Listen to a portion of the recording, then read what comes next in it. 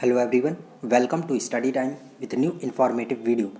UPPSC से RO की vacancy आई हुई थी और इसका जो एग्ज़ाम है 5 दिसंबर को प्रस्तावित है।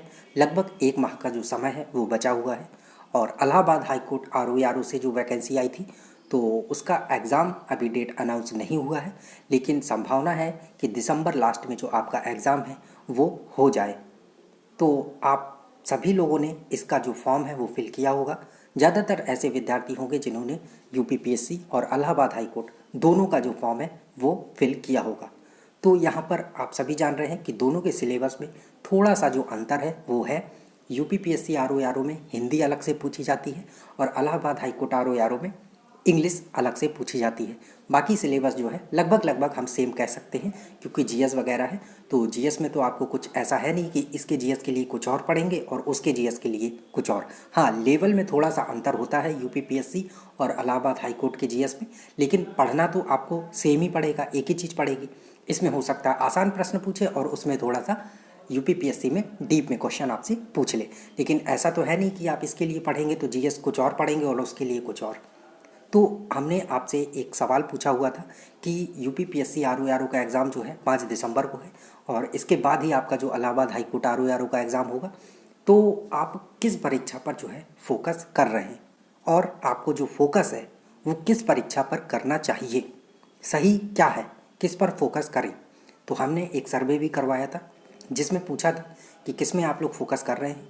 तो उस सर्वे में आप लोगों ने बोला है कि इलाहाबाद हाई कोर्ट आरओ के लिए 34% जो विद्यार्थी हैं वो Allahabad high court RO exam में फोकस कर रहे हैं।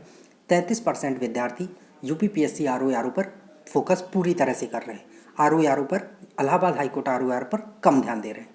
और 20% ऐसे विद्यार्थी हैं जो दोनों परीक्षाओं में, यानी कि यूपीपीएससी का आरओ और इलाहाबाद हाई कोर्ट आरओ दोनों में फोकस बनाए हुए हैं, मतलब दोनों के सिलेबस को तालमेल के साथ पढ़ते जा रहे हैं, मतलब हिंदी भी पढ़ रहे हैं और इंग्लिश भी पढ़ रहे हैं। तो देखिए, जो इलाहाबाद हाई कोर्ट पर फोकस बनाए हुए हैं उन्हें तो कोई समस्या नहीं है, क्योंकि वो इंग्लिश अपना वैसे ही सारी चीज़ तैयार करते जा रहे हैं। या फिर जो केवल यूपीपीएससी में फोकस बनाए हुए हैं तो उन्हें भी कोई समस्या नहीं है, अपना हिंदी वगैरह अच्छे से सारी चीज़ें करते जा रहे हैं।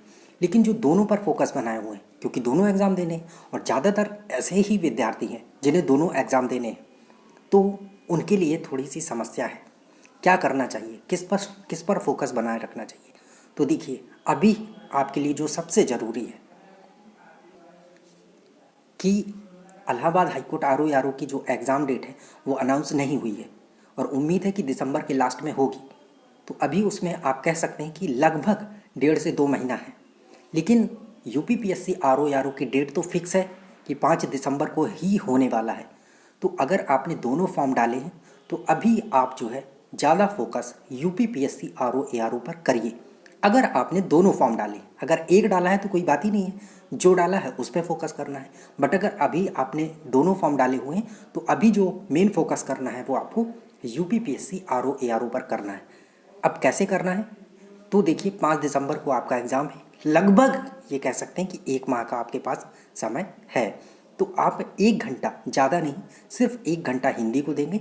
बाकी जीएस जैसे पढ़ रहे थे वैसे पढ़ते रहिए और इंग्लिश 1 घंटा 1.5 घंटा जितना पढ़ रहे थे वैसे पढ़ते रहिए। बस हिंदी को आपको जो है एक्स्ट्रा समय देना है। और वो एक्स्ट्रा समय आप कहाँ से देंगे, या तो अपने शेड्यूल में और थोड़ा टाइट उसको करिए, कहीं से 1 घंटा निकाल के लाइए, जो आप सो रहे थे या कुछ एक्स्ट्रा ऐसा कर रहे थे उसमें से, या फिर इंग्लिश का जो टाइम है वो 1 घंटा आप कम कर सकते हैं हिंदी के लिए।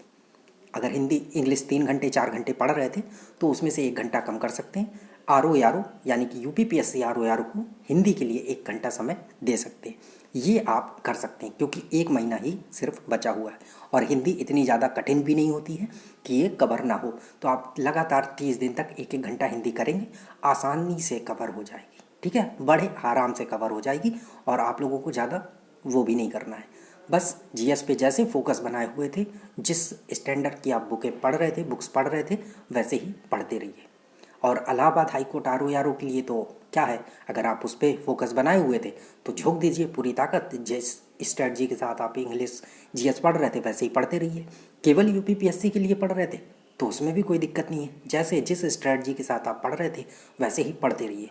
यहाँ पर मेन चीज़ आपको जो बताई गई है वो उन विद्यार्थियों को जो दोनों परीक्षाओं के लिए फोकस करे हुए हैं कि इसका भी एग्ज़ाम देना है और उसका भी देना है और दोनों पे फोकस है, क्योंकि दोनों ही महत्वपूर्ण एग्ज़ाम है। ऐसा नहीं है कि कोई छोटा है या कोई बड़ा है, दोनों ही महत्वपूर्ण एग्ज़ाम है और लगभग बहुत ही कम समय के अंतराल में होने भी वाले हैं।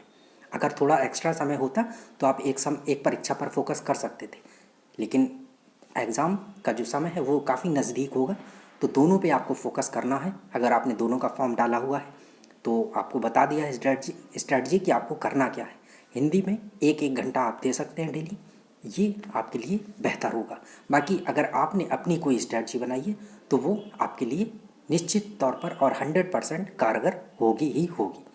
तो चलिए, थैंक यू। और आपके द्वारा जो पूछा गया था, मेरे द्वारा जो पूछा गया था और आपने जो बताया है कि आप लोग किस परीक्षा पर फोकस कर रहे हैं और किस पर करना चाहिए, ये जानकारी आपको दे दी है और कैसे क्या करना है वो चीज़ें आपको बता दी। तो थैंक यू, मिलते हैं नई इन्फॉर्मेटिव वीडियो के साथ। और अगर आप इस चैनल पर नए हैं तो चैनल को सब्सक्राइब ज़रूर कर लें। Thank you.